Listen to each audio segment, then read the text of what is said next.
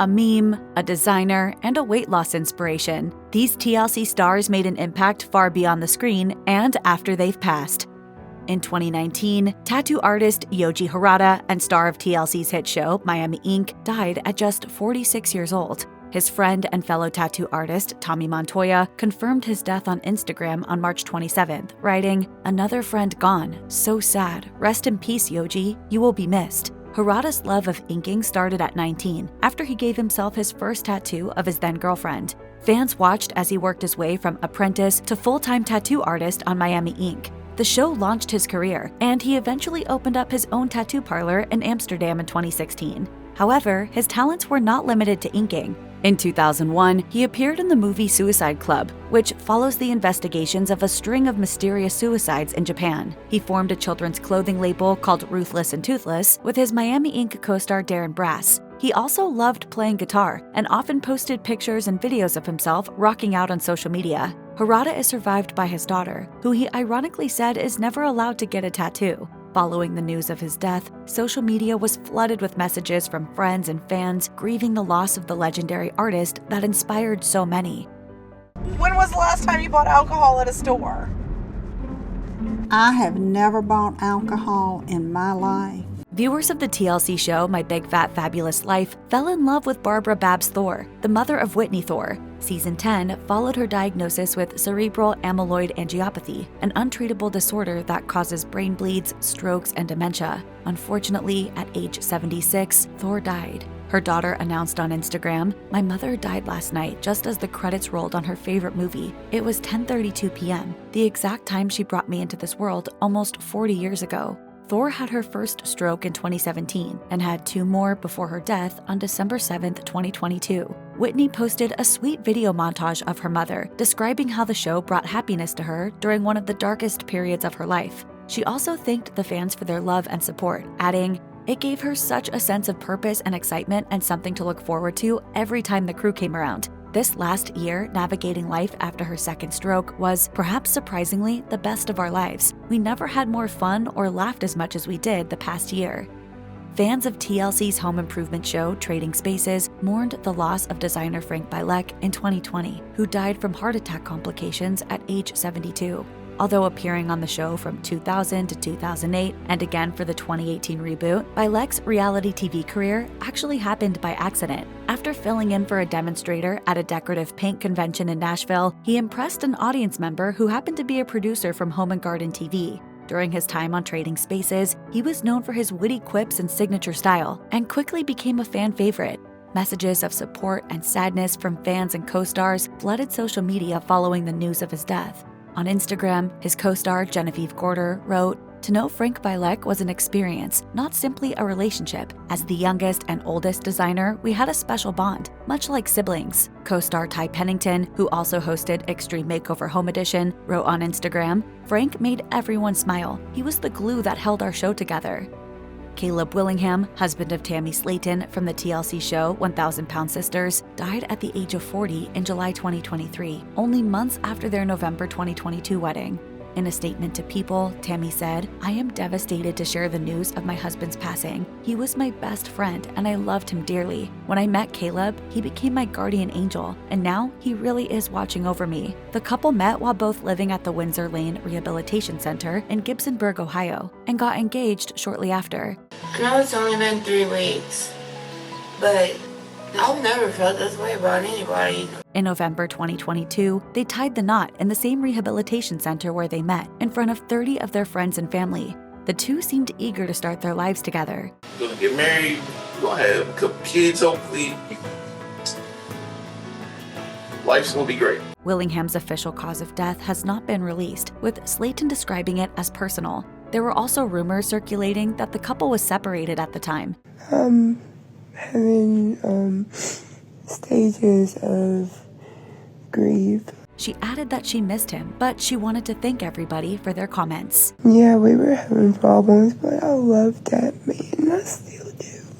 Gospel singer Larry Myers Jr., who appeared on season 10 of My 600-Pound Life, sadly died from a heart attack just 3 days after his 49th birthday in 2023.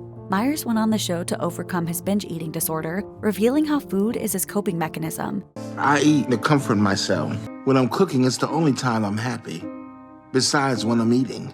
However, he remained dedicated to Dr. Now's program and managed to lose a whopping 118 pounds. Things seemed to be turning around for Myers, who looked to be maintaining a healthy lifestyle on social media and was set to release a book called The Weight of Grief, one man's journey to overcome addiction and find hope. His cousin, Todd Darrell, took to Facebook to announce his death in June 2023 and shared a GoFundMe page set up to cover funeral costs. On August 6, 2019, 90 Day Fiancé The Other Way star Corey Rathgeber lost his father, Gary Rathgeber. Viewers met Gary in the first episode of the show when Corey announced his plans to move to Ecuador to be with his fiancée, Evelyn Villegas. Unfortunately, it was while Corey was away that he received the tragic news. On the show, we saw a supportive but worrisome father, concerned about the differing views on religion and children between his son and his fiancée. In a heartfelt Instagram post, Corey expressed his sadness and described his dad's wonderful character. "You were the best dad I could ever ask for. You helped me, loved me, cared for me. You were my friend. It's not fair. You went too soon. You were supposed to come visit me in Ecuador so we could fish and surf together. All the different foods you were supposed to try. I planned on building a place down there for you and Mom." He ended the post by thanking fans for their support and sharing advice from his father. One thing he always said is, "If you don't shoot, you won't score. In remembrance of my dad, I want everyone to take that shot and score whatever it may be." Sal Picinich, veteran baker of the hit show Cake Boss, died from cancer in 2011 in New Jersey at 63 years old. Picinich was one of the longest-serving employees of Carlo's Bakery, the Hoboken-based location where the show was recorded. He worked there for 45 years. Born in Susak, Croatia in 1948, Picinich moved to the United States in 1963. A year later, he started working with Buddy Valastro Sr. Buddy Valastro Jr., better known as the Cake Boss, saw Picinich as a second father. Picinich left the show after being diagnosed with cancer in 2009. However, on the bakery's 100th anniversary, he was invited back to accept the Employee of the Century award. According to his obituary, he was a parishioner of St. Joseph's Church and loved politics, soccer, and fishing. He was also described as a loving father and cherished grandfather. He is survived by his wife of 37 years, Lucille, 2 children, and 2 grandchildren. It was supposed to be the happiest day of her life when 90 Day Fiancé Happily Ever After star Angela Deem got married to her long-distance boyfriend Michael Ilensanmi in Nigeria. However, just hours after tying the knot, she received news informing her that her ailing mother, Glenda Standridge, had been taken to the ICU. Well, I'm trying to get a plane to get to the States because we don't know the condition of my mother. The final episode left fans wondering whether or not Standridge would be okay and whether Deem would make it back in time to say goodbye. A week later, Deem confirmed her mother's death on social media, but it seems she was able to get back to the US before she passed. She was 77 years old. Laura Perez shocked viewers with her weight loss when she appeared on season 3 of My 600-Pound Life. Unfortunately, in November 2021, she died from unknown causes at just 48 years old. When viewers were first introduced to Perez, she weighed almost 600 pounds and relied on a wheelchair and oxygen tank. She remained dedicated to Dr. Now's program, and her transformation is one of the most drastic and impressive ones we've seen on the show. She shed almost 300 pounds, but her journey wasn't easy. After undergoing a gastrectomy where 4/5 of her stomach were removed due to an enlarged liver and spleen, Perez almost died from pneumonia. However, she pulled through and reached one of the show's lowest ever weights, 182 pounds. Her obituary includes a link to a sympathy store where friends and family can plant a tree in her memory or send flowers. 90 Day Fiancé star Jason Hitch died from COVID-19 complications on December 14, 2021. He was unvaccinated and just 45 years old, with no pre-existing conditions. According to his sister Shannon, he died in a Florida hospital with his family nearby. Fans first met Hitch when he appeared in season 2 of the hit TLC show in 2014, where he married Brazilian native Kailia Tavares. The two met on Facebook, but Tavares was actually in an online relationship with one of his friends at the time. Despite the large age gap, Hitch was 38 and Tavares was 23 when they got married, the pair seemed like they were going to make it work.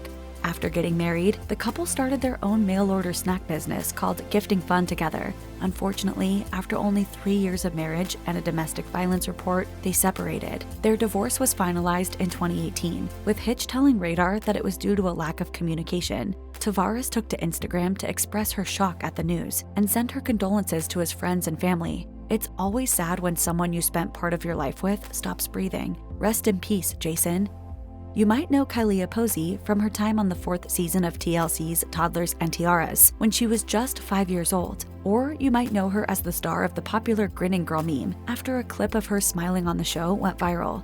Either way, fans were devastated to learn that she died by suicide in May 2022. Just days after she celebrated her 16th birthday and high school prom, Posey was found dead in her car at Birch Bay State Park on May 2nd. The child star started competing in pageants from the age of 3 and won numerous crowns and trophies, including Miss Lyndon Washington Teen in 2021 and Miss Springfield, Missouri Teen in 2022. She also performed with Cirque du Soleil as a contortionist and appeared in the Netflix film Eli.